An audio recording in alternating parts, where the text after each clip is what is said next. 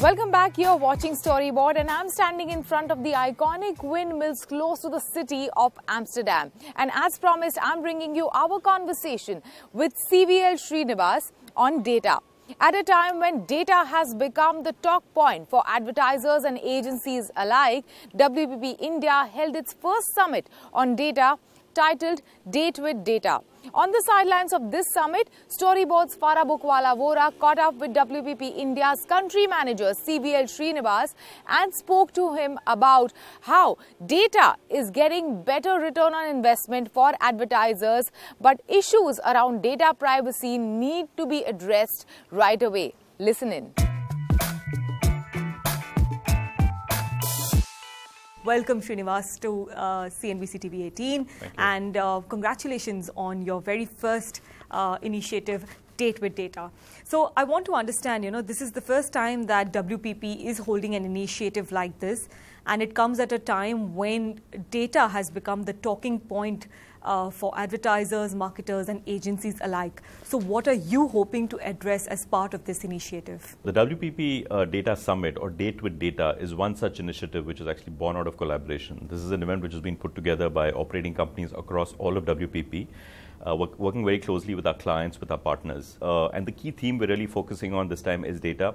We're looking at obviously how data can reshape a business, be it any business, be it our business, be it the client's business.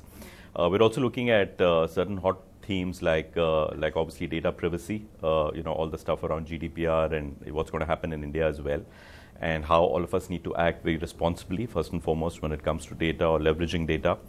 We're also looking at stuff around mobile, given the penetration of the medium in India and the kind of data points that is throwing up, the kind of opportunities that can open up for marketers. How is the use of direct data and analytics beginning to help in yielding better ROIs for advertisers?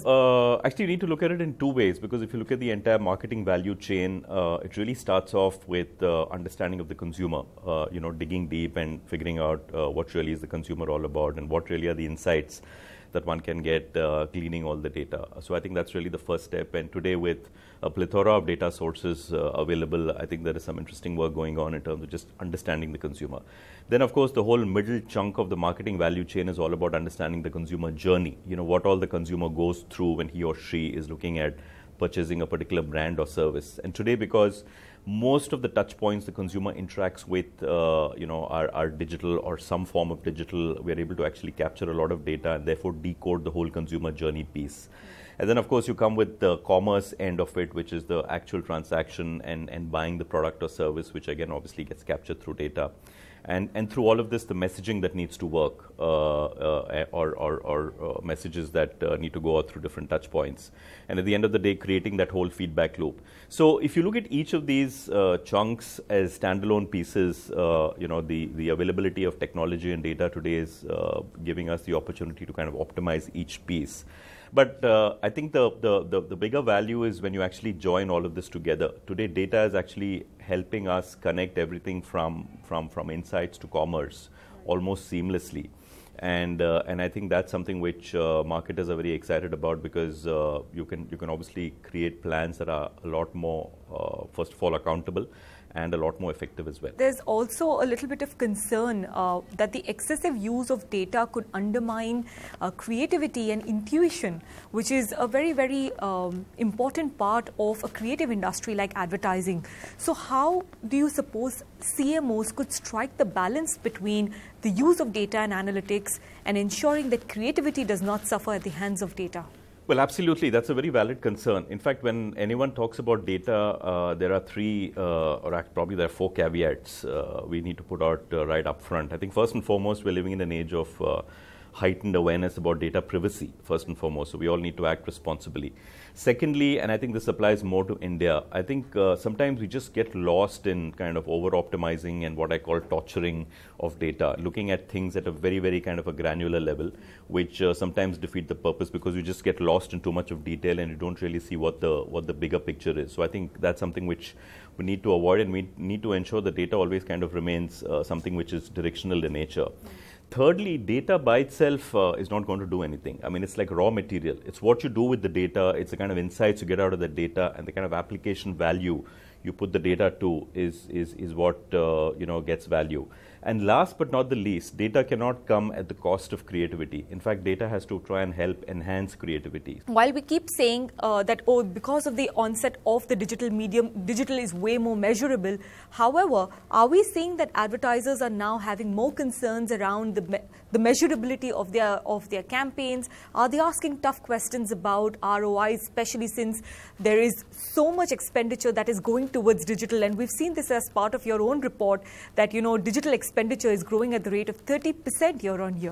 Yeah, in fact, when it comes to digital media, unfortunately, we haven't yet been able to put together, industry standard measurement metric in India. Although the efforts have been there, I think the industry bodies have been at it for the last 2 years at least. It's just that we haven't been able to kind of create it as yet. And therefore, what we end up having to do is take the data that each platform or each media owner gives us and try and piece it all together, which ideally isn't the way one needs to look at it. So I think those who work with digital media, I think it's more important to focus on kind of connecting the dots, building the right kind of attribution models to try and advocate the effectiveness of digital.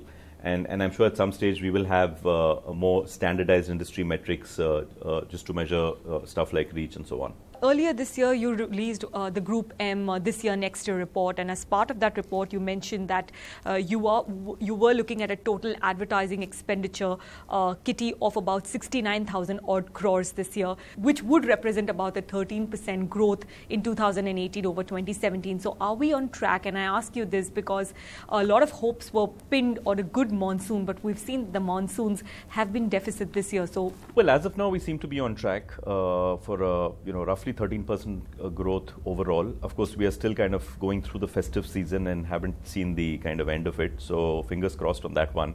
But if one looked at data points for the first 6-7 months of this year, we seem to be pretty much on track. Okay, and how is the festive season panning out?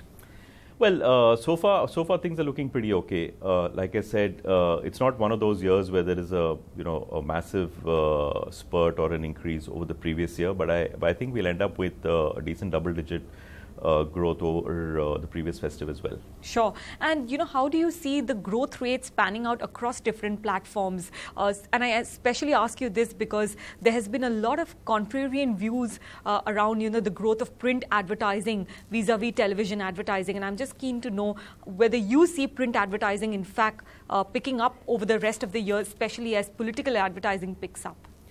Well, I think over the last few years, print has definitely been under pressure. But having said that, India is probably the only market where print is still growing. In fact, some of our language dailies are growing at double digits or close to double digits. Overall, print as a medium is probably in low single digits. But the good news is it's still growing. TV, of course, remains a medium which not only has a massive share of the ADEX, it's close to 45-46% of the ADEX, but it continues to grow in double digits. But obviously, maximum growth is coming on digital. It's about upwards of 25-30% year on year, although it still contributes to less than 20% of the total ADEX. So that's in terms of how the growth across each of the key media kind of pan out. When it comes to the second part of your question, which is on print, political advertising used to focus a lot on mass media in the past. We used to especially have a lot of print advertising. We used to have a decent amount of television advertising, etc. My own sense is things have changed of late. I think political parties have also got a lot more savvy when it comes to digital media. I think a lot of them use social and digital media platforms pretty effectively. There's also an increased emphasis on more of kind of on-ground contact with the citizens and consumers and so on and so forth. And maybe therefore to an extent less of a reliance on mass media. And we've started seeing that for the last 1 or 2 years.